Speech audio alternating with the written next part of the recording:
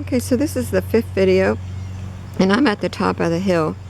In this pot right here, I have some pentas, which are supposed to be like 3 feet tall when they grow, and butterflies really like that, as well as hummingbirds. I sent away for those plants because I couldn't find them around here. First time I'm growing them.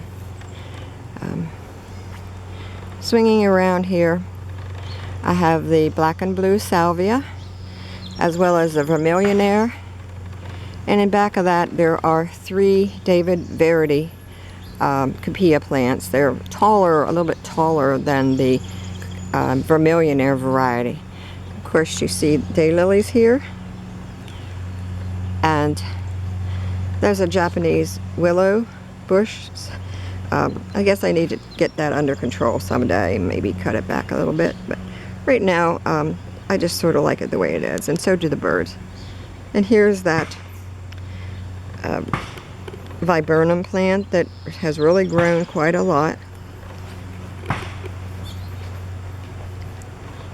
There's a hanging basket with million bells in it, as well as calabrechia, as well as the creeping jenny. And then there's some vulva daylilies, the species daylilies there. So if you swing around this way, there's my back porch, which I really like a lot. And this is a glimpse of the daylily, the big daylily bed right here.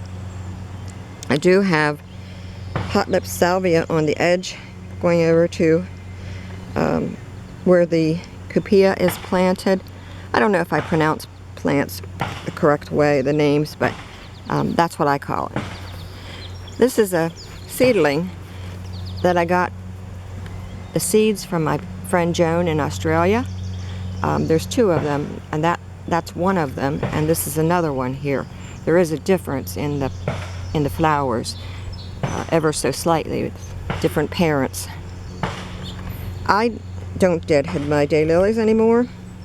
And what that means is the next day or the next morning, you get out in the yard and you pick off all the dead daylilies from the day before. Daylilies only last one day. The flower lasts one day, but you have multiple buds on each scape. The scape is the stem.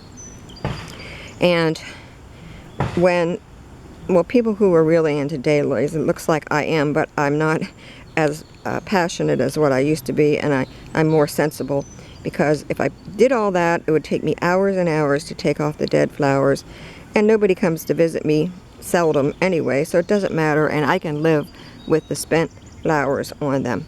So anyway, that's a little lesson about deadheading. The red one here is called ruby spider. It's not a spider, it's an open-faced daylily, but just look at the size of that flower and the color. On an overcast day, which it is today, you can really see how vibrant the colors are of the flowers, more so when the sun is out and shines in the afternoon. I'm getting bit by some mosquitoes or some bugs, but that's the way it goes. And I have a variety of shapes in here of the daylilies. You can see the yellow one is a spidery type. Petals are narrow. I like them. I like all different sizes. They're all shapes and sizes, and the tallness, you know, different heights and different widths of the flowers. I'm swinging around here, and I'll show you that I do have a salvia. That's an almaden salvia, and that will Amistad, and that will get like to be 5-6 feet tall. And this is a salvia called Black and Bloom, 2 of those, and there's another Amistad. Hummingbirds really like salvias, and so do some butterflies. You swing around here. This is a seedling by Don Herr. It's probably a sibling to Tall, Dark, and Handsome, maybe. But he gave me that. He's a hybridizer from Lancaster County.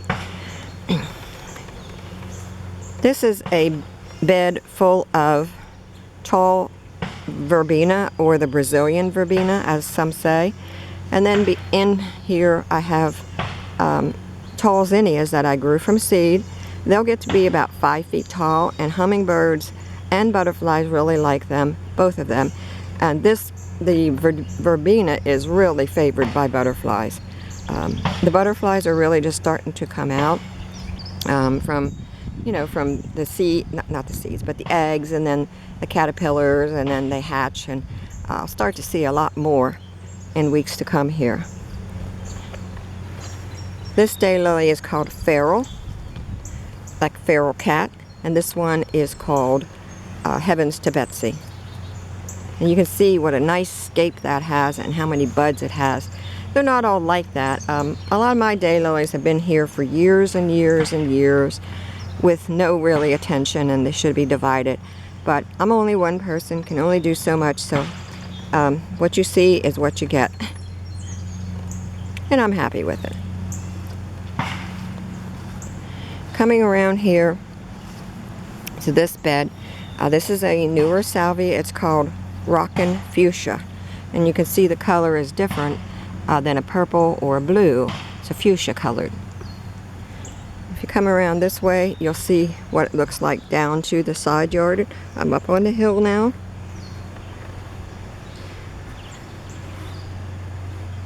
And swinging this way, you can see this large bed of daylilies. This flower is a seedling of my friend Jane Deal, who passed away recently. The story with this is, one time I was maybe 20 years ago, I was outside late at night working and my glasses fell off, and I told Jane about it, and she refers to this daylily as Carol's glasses, and I just keep it as a garden seedling, but it reminds me of Jane every time I see it. Good friend for 45 years. And swinging around here, you can see the beautiful color. This is an old daylily. Just because it's old doesn't mean that there's anything wrong with it. There are historic daylilies, and this one's probably from the 70s or 80s. It's called Respighi or something like that.